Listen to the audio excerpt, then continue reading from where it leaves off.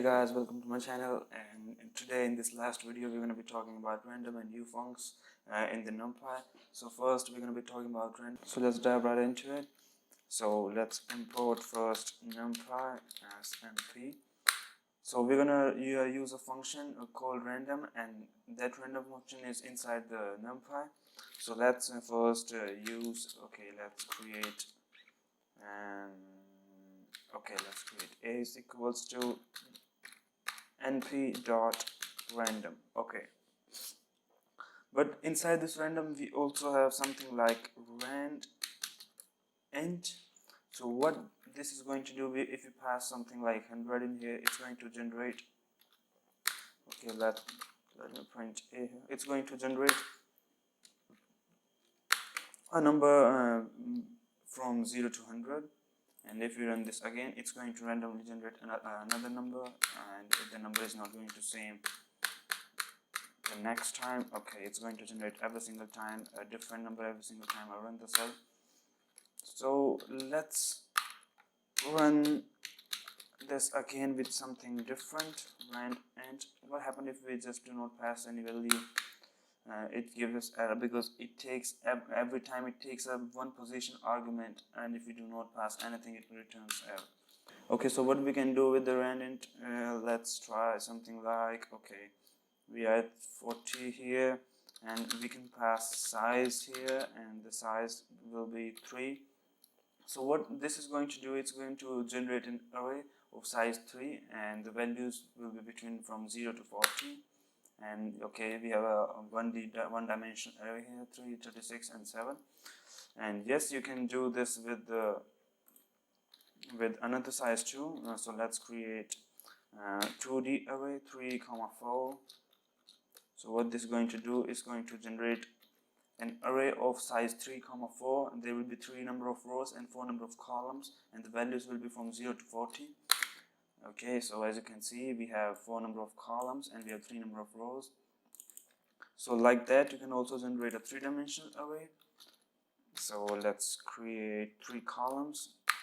So we have three arrays, 4 number of rows and 3 number of columns, and let's increase the value to 400. Okay, so we have 1, 2, 3 arrays, 1, 2, 3, 4 rows, and 3 number of columns, 1, 2, and 3. So that's what you can do with the rand int. If you want some random arrays or something like that.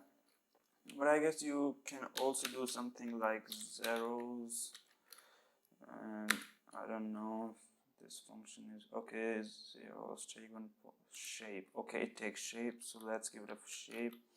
Let's create 2 by 2 matrix here. Okay, so this np.zeros, what will it do? You will have to pass a shape in here. I mean, if, any shape that you want a matrix to be of. So it will automatically generate that with the 0 values. I mean, you find it so useless here, but whenever you will work on the like Keras, TensorFlow or PyTorch, you will find these arrays to be so much useful. I mean, we will see that in that category. So now, so it completes the random. No, it does not complete it. I think I left something. What was that? Okay, rand. Okay, so let's see, random.rand. So what happens if we run it? It will going to generate a random float from 0 to 1, between 0 to 1, and every time you run it, it's going to give you different values. Okay, now 0.20, 0.14, 0.76. So you can also do something like np.random.rand. Okay, what else can you do? Okay, let's pass something like 4. So what this is going to do is it's going to generate a 1D array, and that will have values from 0 to 1. I mean, from between 0 to 1. Okay, we have a 1D array. So let's try to generate, I mean, I don't know whether that will work or not. So let's try to generate a 2-dimensional array.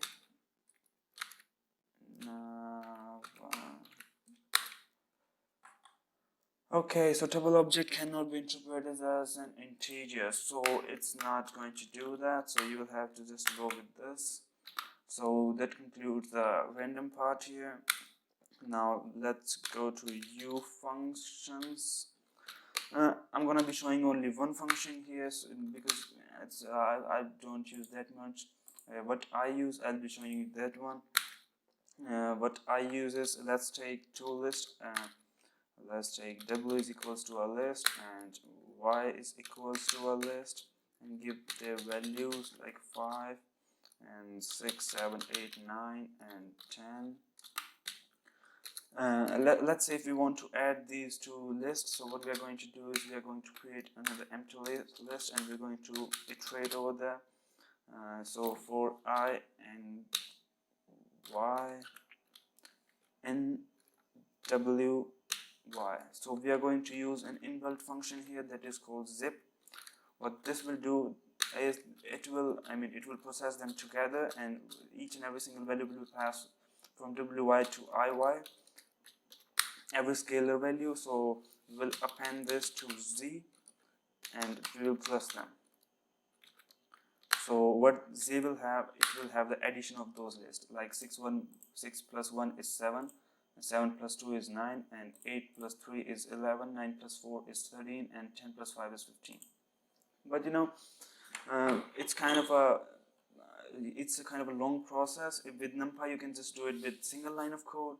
So let's say we have w and y, so let's do something like, okay, np dot add, and we add w and y. Will it work? Let's see. Okay, so what did I do? We do not have the same values here.